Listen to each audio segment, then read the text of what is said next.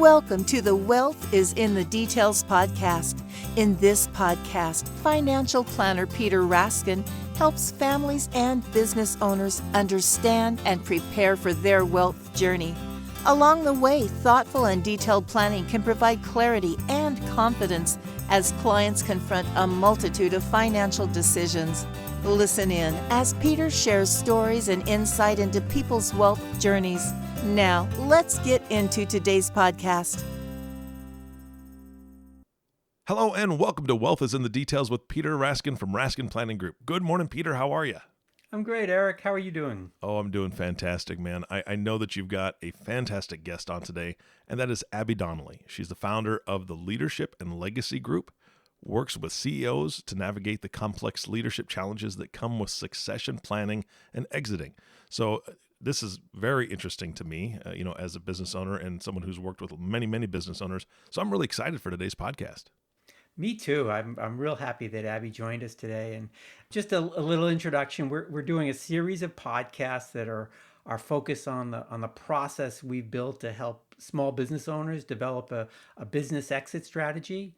And so over the next 25 to 30 minutes, we'll be talking with Abby about the most important and critical aspects of our 6-step process for exit planning for the small business owner. And what we try to do is help the business owner understand what's vital in an exit strategy and succession plan. And what's so vital is that you can exit well. And I don't want to steal my guest thunder, but I think it's all about thoughtful preparation. And I'm so happy to have Abby with us on the Wealth is in the Details podcast. And as Eric mentioned, she's the founder of the Leadership and Legacy Group out of Greensboro, North Carolina. And Abby, welcome to Wealth is in the Details. And tell us what you do for your clients. Well, first of all, Peter and Eric, thank you so much for having me. I'm really excited to be here today. So what do we do for our clients? Well, like you, Peter, we have always valued process. And so the process that we use is called the Donnelly Method for succession and exit. And we do a couple of different things. We work with business owners to develop their leaders so that they can take over and run the business profitably and sustainably. We also do a lot of work with executives in their 50s, 60s, and 70s. Sometimes it's the business owner, sometimes it's one of their senior leaders. And we help them craft a meaningful and rewarding next chapter. And then the third thing that we do is we facilitate both the strategic planning process and system improvements that really help them build value into the business.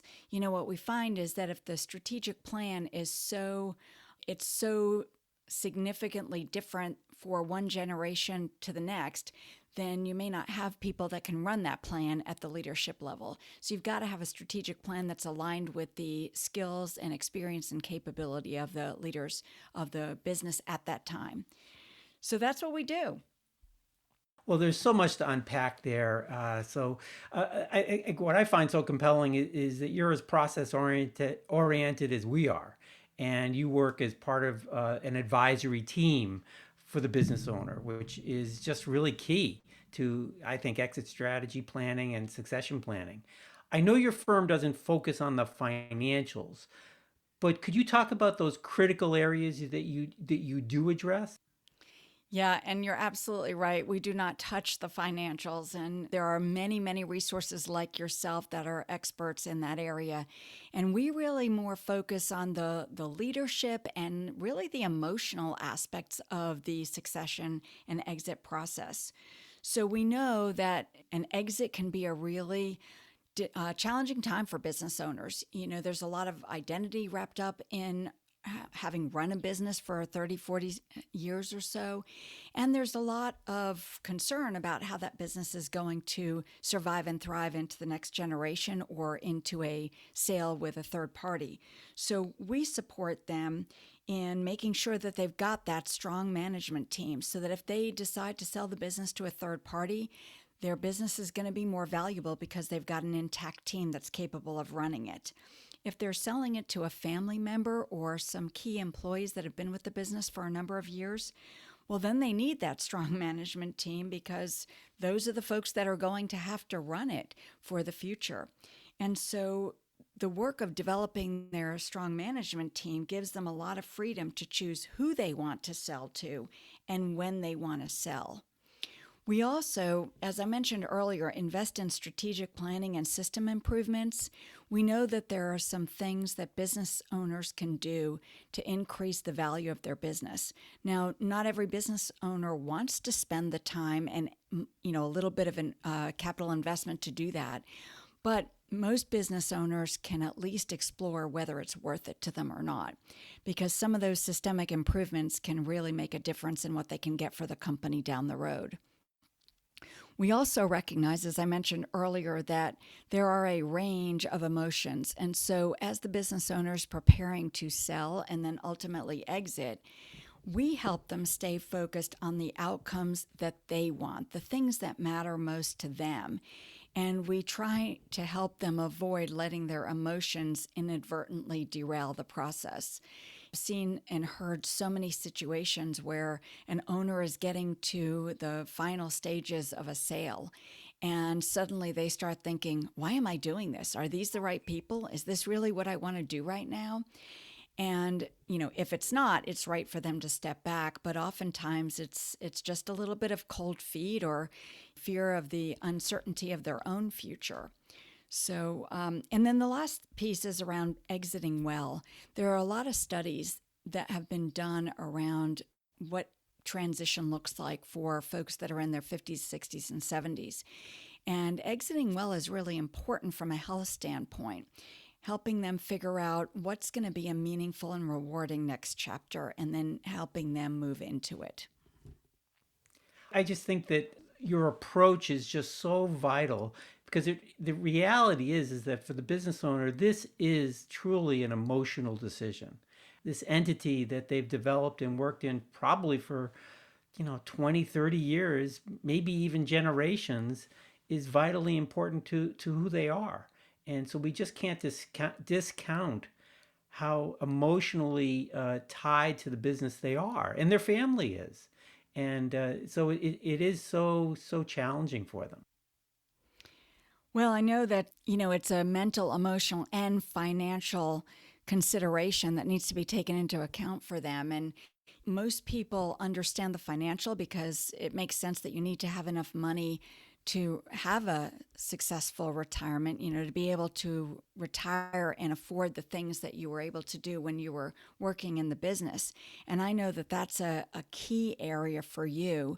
And I'd like to hear a little bit more about how you focus business owners on that aspect of it, and then incorporate in some of the work that I think is so vital, and I know you do as well, around the mental and emotional state of it while you're helping them with the financials. Thanks for asking, Abby. I do think that kind of preparation, that kind of conversation is so important, because the business owner is like anyone else. They want to know that they're doing the right things for themselves and for their family.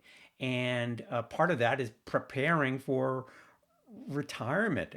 Are they going to be ready financially and emotionally for this transition? So I would say we probably spend 30 to 50% of our energy and time really in this discovery process, where we're trying to understand the owner's motivations, objectives, their family goals, and tying that to their readiness. Yes, emotional, but also financial. I found that a lot of business owners have reinvested in their business. And from a cash flow perspective, their families have been living off of this business revenue. And they have not necessarily built up the non-business part of their financial net worth. And that income needs to be supported when the business is transitioned. So we just spend a lot of time making sure that the business owner understands that this path that they're on makes sense, both from a financial and from a mental readiness perspective. One of the things that I read about recently, Peter, that you're speaking to makes so much sense to me, is that business owners have always viewed their business as their largest asset. And so it's not a it's not a liquid asset. And so the only way that they're going to be able to live off of it is to be able to sell it at a price that affords them the opportunity to continue to pull an income from it over the rest of their life, or invest that money in a way that allows them to do that. So they really need the support that you're giving them to help them figure out how they're going to make that happen. Yeah, I think it gives them, frankly, a lot of confidence that their family is going to be fine, that they can meet their personal objectives, and it's just a process that we think is vital to go through. So we want to make sure that there's no gap there between their assets and the income that they need to provide for them during a long period of time where they might be retired. Yeah. So I know you use the Berry tool. Can you describe that a little bit more? Yeah, I think it's a fantastic first step in a conversation with a business owner. It's called the Business Exit Readiness Index Survey, or the Berry Survey. And it's a series of 20 questions that are not difficult to answer. It usually takes about 10 or 15 minutes, but it really addresses where the business owner is, kind of what their expectations are, where they stand from a timing perspective of readiness. Are they emotionally ready to begin this process? And many business owners, frankly, are not. They want to have the conversation, but they may be 5, 10 years out. At least that's the way they perceive it. But it's important to put that on the table, and it's important to discover that. And so this Berry survey looks to their mental readiness as well as their perceived financial readiness. And we're not going, in the survey, we're not asking great details about their financial circumstance, but we want to know what their perception is. Are they ready from a financial and from a mental perspective? So it's a great starting point, and it really helps us kind of narrow down the options that we look toward as we're beginning this process of exit planning and succession planning. You know, one of the things that I find a lot with the business owners that I talk to is that they all say that they're ready to exit their business in 5 to 10 years. And they say that whether they're 40 years old or 60 years old or 70 years old. And when I see them again a couple of years later and I ask them when they're planning on exiting their business, they still say 5 to 10 years. And when they actually get to a point, oftentimes, where they're ready to exit, or at least they think they're ready to exit emotionally and financially, it becomes this really significant roller coaster ride where, you know, some days they wake up and they say, oh my gosh, I've got to get out of here, I'm ready to go. And then other days they wake up and they say, what was I thinking? I could do this another 5 to 10 years.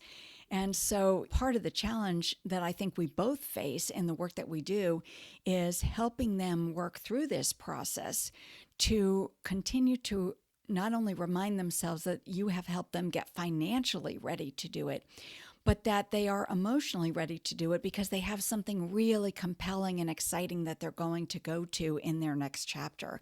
And that's what I think can help make the difference in the mental and emotional readiness, is when they start to have something very compelling in that next chapter that they want to move towards. I think that's so key. It absolutely is. And I've heard it as well from many of our clients. We call it the rolling 10. You know, it's always 10 years, no matter what their age is. So, Abby, can you kind of define succession planning versus an exit strategy, and when should the business owner deal with these issues? Sure, I'll give you my definition of it. I'm sure that if you ask a number of other people out there that are in this space, they would probably give you a different definition, but I'll give you mine. For me, succession is about preparing the business and the people for a successful transition. An exit strategy for me is about defining and preparing the owner for their next chapter. So it's about succession for the business and the next level of leadership, whether they're staying with the company under a new owner or they're going to be the new owner. And exit is really all about the owner and getting that owner really ready for their next chapter. Right. So you asked about when should a business owner deal with these issues. So there's a lot of discussion about when's the right time to start doing a succession plan. And conventional wisdom would say that 10 years is a really good time frame to begin doing that. What I usually suggest is a minimum of 3 years.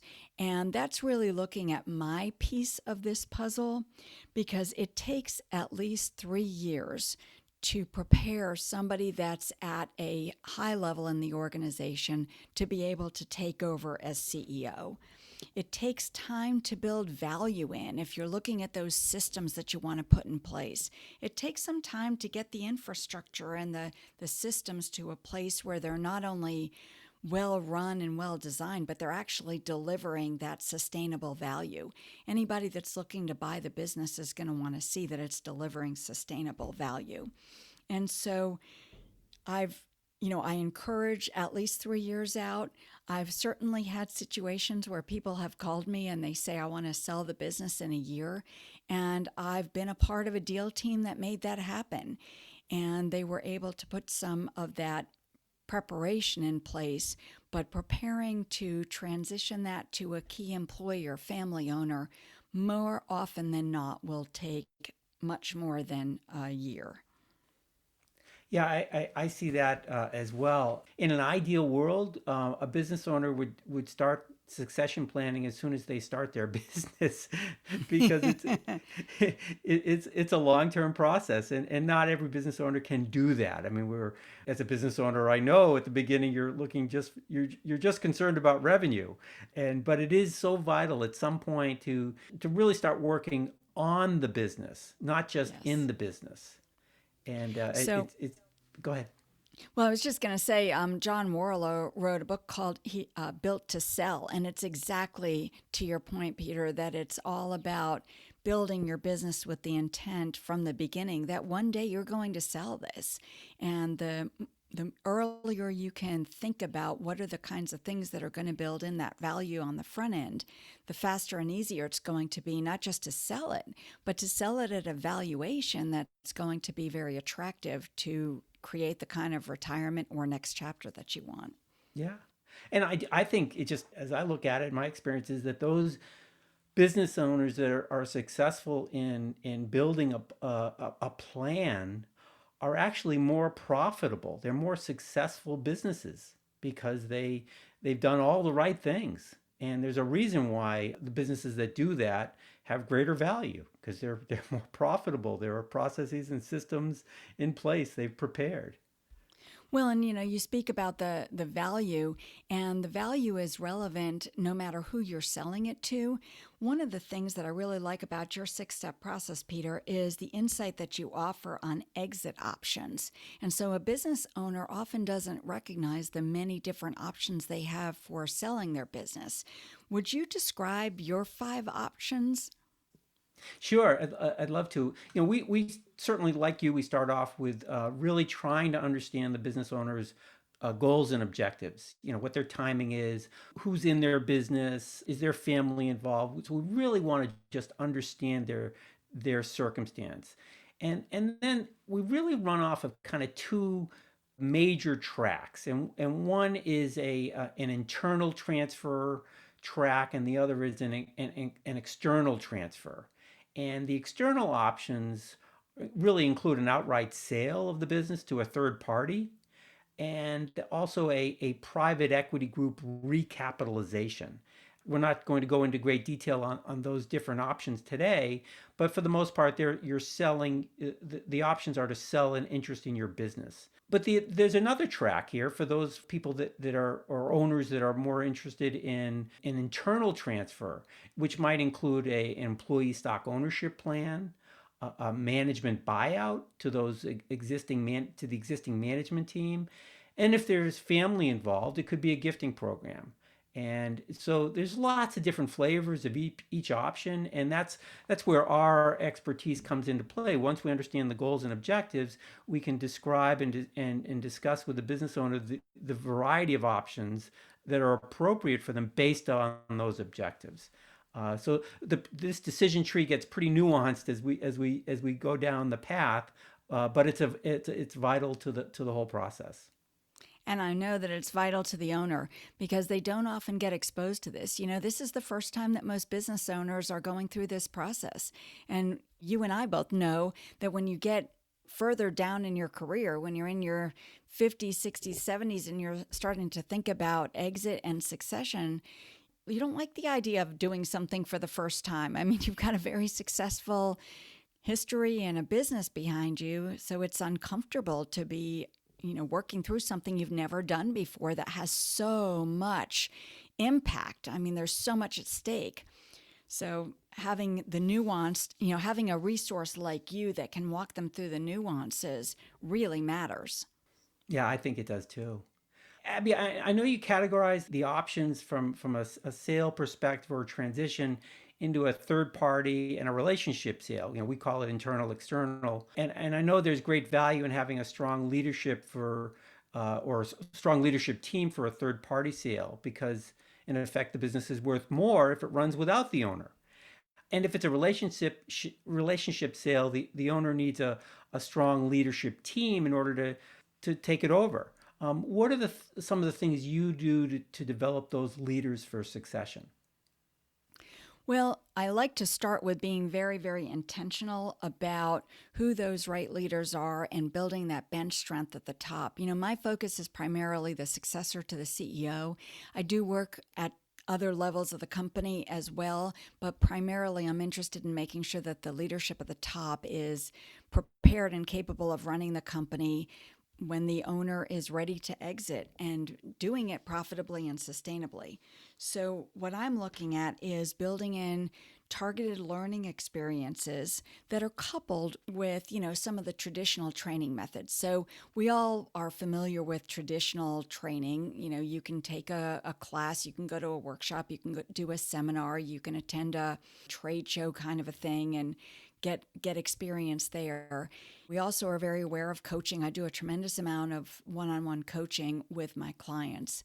And so those things are very traditional, but I think what is often undervalued in the process are all the other myriad of ways that you can build an experience or set of experiences in for a leader that helps them grow while they're doing the work. And so some of those experiences that come to mind are, a leader that has an opportunity to serve on either a public, private, or a nonprofit board can get experience looking at a company, maybe not theirs at the time, but get experience looking at a company from that leadership level and that fiduciary responsibility level. And that experience then can translate into understanding their business in a different way. When I'm working with folks that need to influence legislators or they need to build a relationship with a banker, for example, I'm looking for ways that they can get an experience. And so, for example, I might have the CEO task their successor with putting together a presentation and a set of questions that they want to discuss with the banker. And then going with the CEO to sit down with the banker, but having the successor basically run the meeting. So the CEO would help the successor, or the owner would help the successor prepare for that meeting, but then the successor would run it. And that way, it's not about watching the owner or CEO do the meeting. It's about getting the experience of what it's like to sit in that seat, prepare for that meeting, respond to the questions and the challenges that are placed in the conversation, things like that. So I'm always looking for experiences that they can get that help them learn and grow while the work is being done. And on my website, I've got a reference tool that's available. It's free download, and it offers 30 different creative ways to develop your people. So I really encourage owners to think through how can they do this development while still driving the business situation forward. I think this is so powerful for business owners to really kind of think have them rethink their role in the business.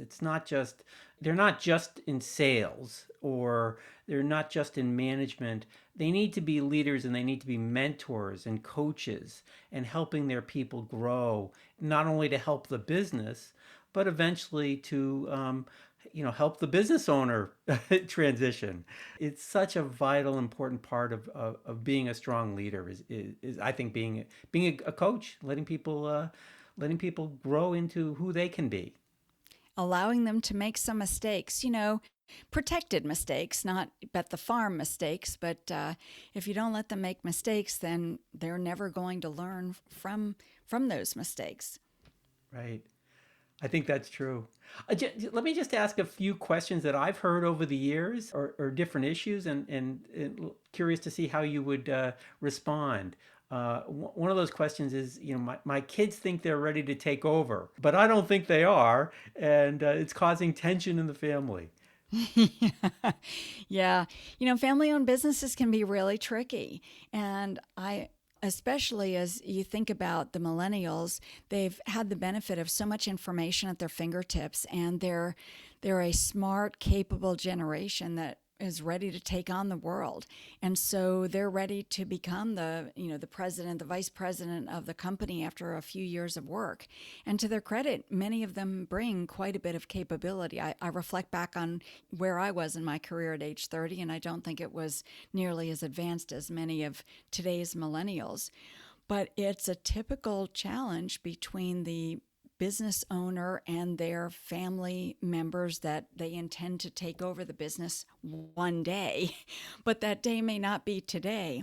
But the stress between oftentimes it's parents and adult children, but it can be nieces and nephews and a variety of other family members. But it's really, really tricky. So what I try to figure out is is it that the successor truly is not ready, and the owner, family member who's running the company today is right, and they still need quite a bit of development, in which case we'll work on how do we prepare them and what kind of fast tracking can we do to get them ready on a timeline that feels good to the adult child, next generation family member. But in some cases, I've got to have the difficult conversation with the owner to say, I think they're readier than you're giving them credit for. Sometimes the owner is just not quite ready to let go. And so there's an emotional tie there, but it may not be a true business issue. And so, I try to work through that with them. And sometimes it takes a little bit of time, and it can be a hard conversation on both ends. But I have had quite a bit of success in navigating through that and helping both parties understand the most important work that they need to do to both demonstrate that they're ready to take over when they're the younger generation, and to demonstrate that they are ready to release if they're the owner and the older generation. Yeah, I think so true. Another challenging part is when the next generation may never be ready, and they may not be the right fit. We've seen that happen, and that's a reality that the business owner needs to face at some point. This is not doing anyone any good to continue along a path that's not right for them. In fact, I recently had a situation where I was working with the business owner, and that exact circumstance became pretty clear to me as I was preparing the next generation to be able to take over the business. And what was so fascinating about that conversation is that oftentimes the owner really, really has prepared and wants their successor to take over, their child, adult child, of course, or another family member. But when we are able to have the conversations transparently in a safe and trusted environment, sometimes when their successor is not ready to take over, part of it's because they don't really want to do this. They're there because their parents wanted so badly for them, but they really don't want to do it. Sometimes it is a capability and preparation issue, but sometimes it's not. And so opening up those conversations can be such a breath of fresh air for everybody to be able to fully acknowledge that I don't want to do this work. I don't want to run this company, own this company one day. And then it gives the current owners, the parents, or whatever their role is, an opportunity to think about a different plan of attack. Yeah.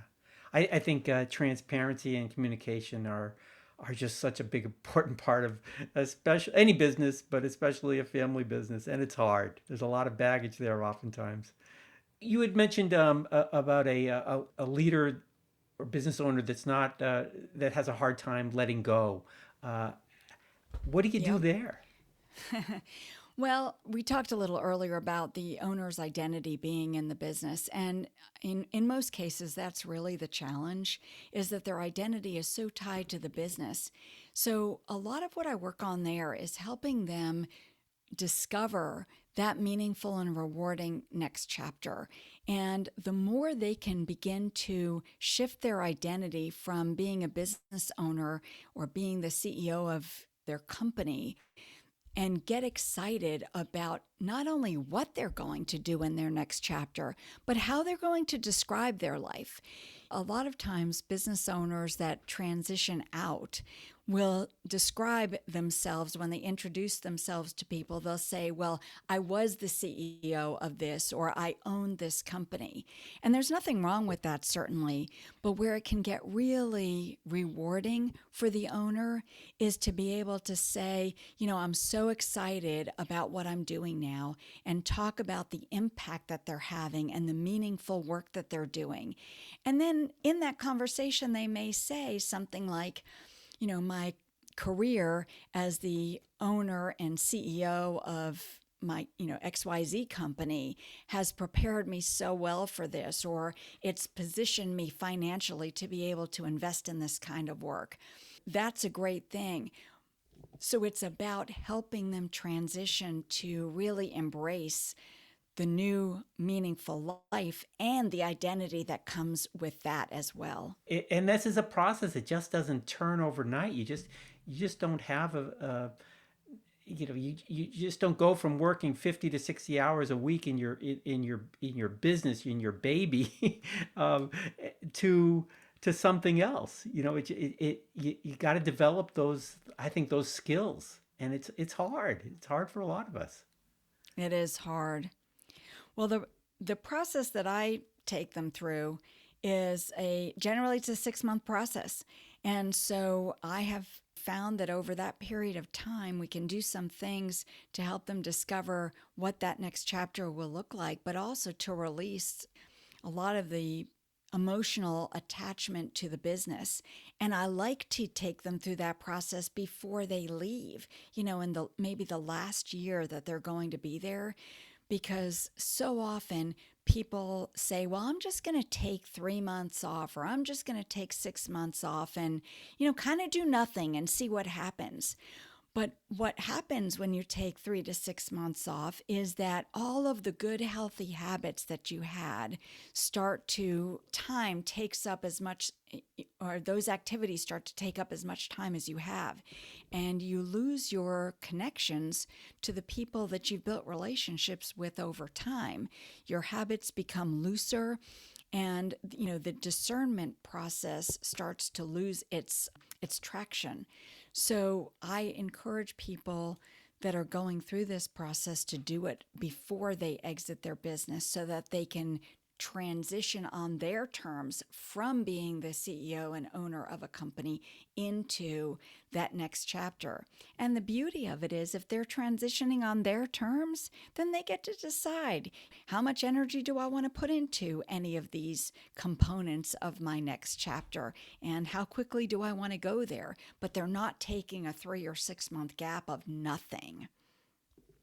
Yeah, to stay engaged will keep you inspired, I think, Yes, and well keep said. yeah, and that's so important, especially for people that are used to being so active and responsible, that love the adrenaline of running a business. It's just so important to prepare.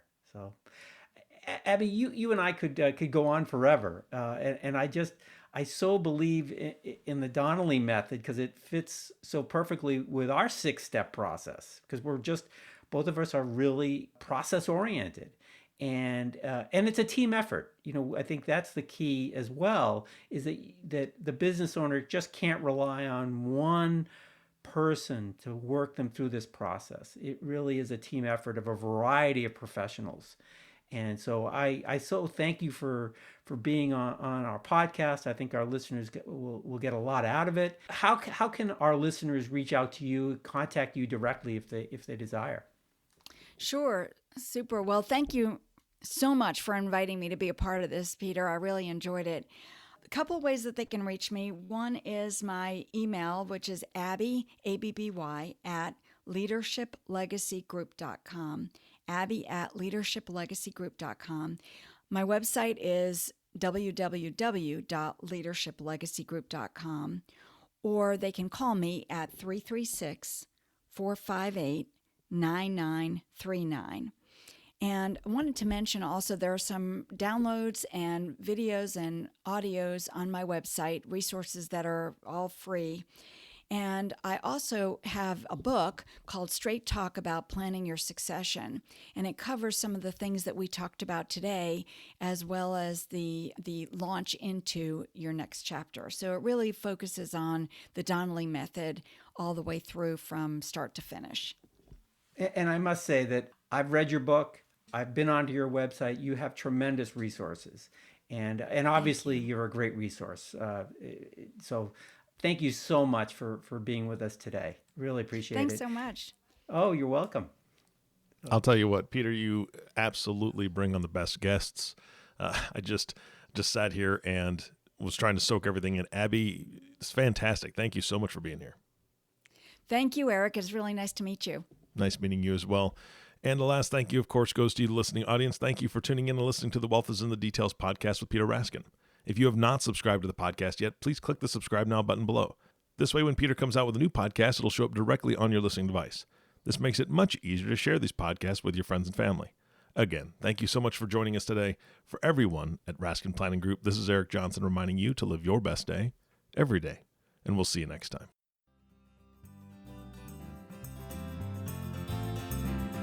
Thank you for listening to the Wealth is in the Details podcast. Click the subscribe button below to be notified when new episodes become available.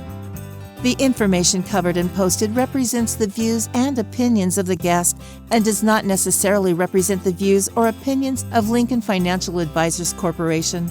The content has been made available for informational and educational purposes only. The content is not intended to be a substitute for professional investing advice. Always seek the advice of your financial advisor or other qualified financial service provider with any questions you may have regarding your investment planning. Peter Raskin is a registered representative of Lincoln Financial Advisors. Securities offered through Lincoln Financial Advisors Corporation, a broker, dealer, member SIPC. Investment advisory services offered through SageMark Consulting, a division of Lincoln Financial Advisors, a registered investment advisor. Insurance offered through Lincoln affiliates and other fine companies. Raskin Planning Group is not an affiliate of Lincoln Financial Advisors. Lincoln Financial Advisors Corporation and its representatives do not provide legal or tax advice. You may want to consult a legal or tax advisor regarding any legal or tax information as it relates to your personal circumstances.